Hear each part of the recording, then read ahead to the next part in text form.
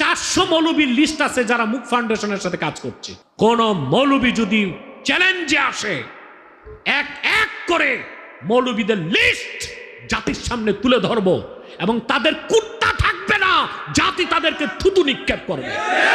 যারা ইমাম আজম আবু হানিফাকে বেদাতি বলে, গাউস পাক আব্দুল কাদের জিলানীকে মুশরিক বলে, ওই রকম বাতিল ভণ্ডদেরকে নিয়ে যারা সেমিনারে বসে, আমরাও মনে করি তারা দাগী মুনাফিক। এখন প্রধানমন্ত্রীকে বাহবা দিয়া বলতেছো, তার সাথে আছো তোমরা, মনে হয় নিয়তের মধ্যে গড়বড় আছে, রাজনৈতিক ফায়দা নেবার কোনো দুরভিসন্ধি তোমাদের আছে। আমার দার্সে আমি ছাত্রদেরকে প্রায় বলে থাকি, বুখারী শরীফের দার্সে 72 ফেরকার প্রত্যেক ফেরকাই বাংলাদেশে আছে এবং ওদেরকে আমি প্রত্যেক কিতাবুল ইমান যখন পড়াই সহিহ বুখারীতে, প্রত্যেক ফেরকার উত্তরসূরি কারা বাংলাদেশে তা দার্সে তাদেরকে আমি পরিচয় তুলে ধরি, আলহামদুলিল্লাহ। এখন যারা লামাযহাবী তারা খারিজিদের উত্তরসূরি, মুতাজ যারা বাংলাদেশে বলে যে মানুষের কলব হচ্ছে মাথায়, কোরআন শরীফ ধরতে উজু লাগে না, বলে না? কথা বলেন।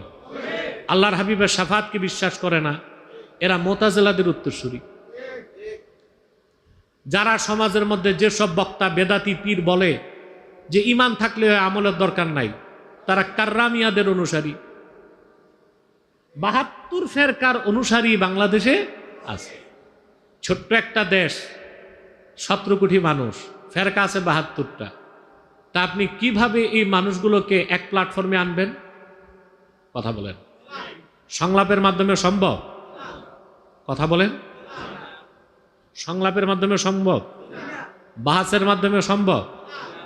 ইনসাফের তরবারি তাদেরকে এক প্ল্যাটফর্মে এনে দিতে পারে, এছাড়া সম্ভব না। বহুত মৌলবী সাহেব এখন সেমিনার করে ঐক্যের জন্য, বাহ কি সেমিনার! যারা ইমাম আজম আবু হানিফাকে বেদাতি বলে, গাউস পাক আব্দুল কাদের জিলানীকে মুশরিক বলে, ওই রকম বাতিল ভণ্ডদেরকে নিয়ে যারা সেমিনারে বসে, আমরাও মনে করি তারা দাগী মুনাফিক,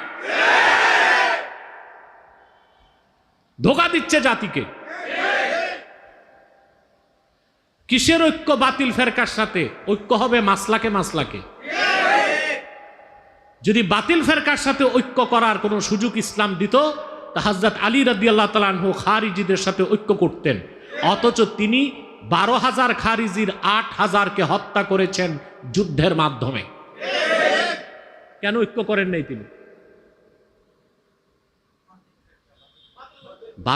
কোনো বাতিল ফেরকার সাথে কোনো যুগে আমাদের পূর্ববর্তীগণ ঐক্য করেন নাই। হ্যাঁ, মাসলাকের সাথে মাসলাকের ঐক্য হতে পারে।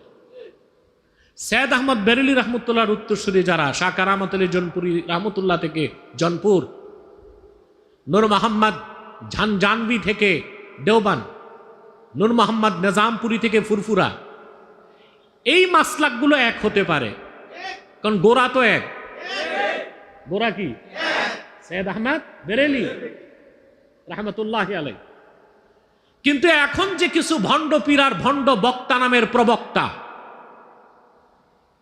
লামাযহাবী, কেউ আহলে কোরআন, কেউ আহলুত তাশাইয়্যু, কেউ খারিজি মতবাদে বিশ্বাসী, এদেরকে নিয়ে ঐক্য করতে চায়। এটা হচ্ছে ঐক্যের নামে ভণ্ডামি। এরা কি ঐক্য করতে চায় জানেন?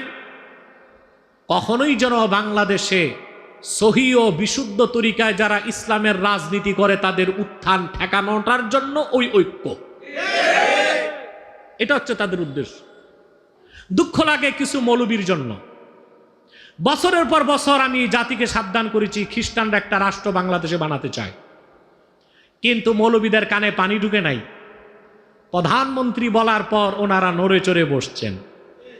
শুনলাম, আমি দেখার সুযোগ হয় নাই, একটা সেমিনার হয়েছে, কিছু স্কলার, কিছু বক্তা, কিছু মৌলবী সেখানে যে প্রধানমন্ত্রীকে ধন্যবাদ দিয়া বলেছে এনজিওদের বিরুদ্ধে নামতে, খ্রিস্টান রাষ্ট্র যেন বানাইতে না পারে।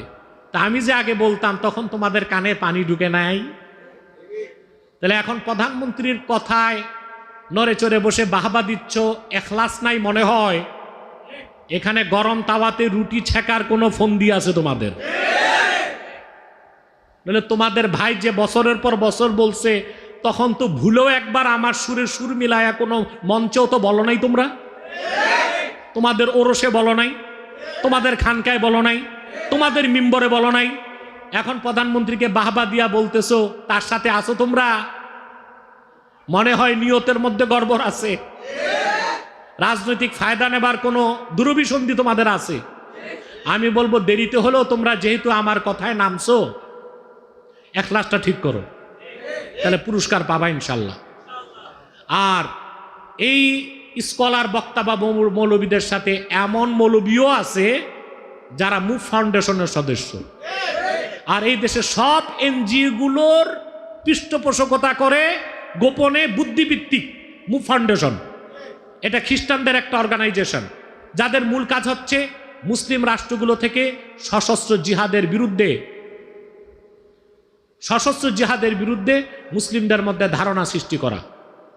দ্বিতীয়, মুরতাদের শাস্তি, ফাঁসি, মৃত্যুদণ্ড, এটা মুভ ফাউন্ডেশন এটার বিরুদ্ধে কাজ করতেছে। মুভ ফাউন্ডেশন এটা প্রচার করাতে চায় মুসলিম সমাজে যে ইসলাম ইজ দ্য বেস্ট, ইসলাম সবচেয়ে সেরা, তবে অন্য ধর্মের ক্ষেত্রে আমাদের নমনীয় থাকতে হবে। অথচ ইসলামের কথা একমাত্র ইসলামই আল্লাহর কাছে মনোনীত দিন। মুভ ফাউন্ডেশন ইসলাম বিরোধী কাজ করছে। এনজিওদের সব কাজে মুভ ফাউন্ডেশনের সমর্থন আছে। বাংলাদেশে একজন দুইজন না 400 মৌলবীর লিস্ট আছে যারা মুভ ফাউন্ডেশনের সাথে কাজ করছে। এবং কোন মৌলবী যদি চ্যালেঞ্জে আসে, এক এক করে মৌলবীদের লিস্ট জাতির সামনে তুলে ধরবো এবং তাদের কুত্তা থাকবে না, জাতি তাদেরকে থুতু নিক্ষেপ করবে।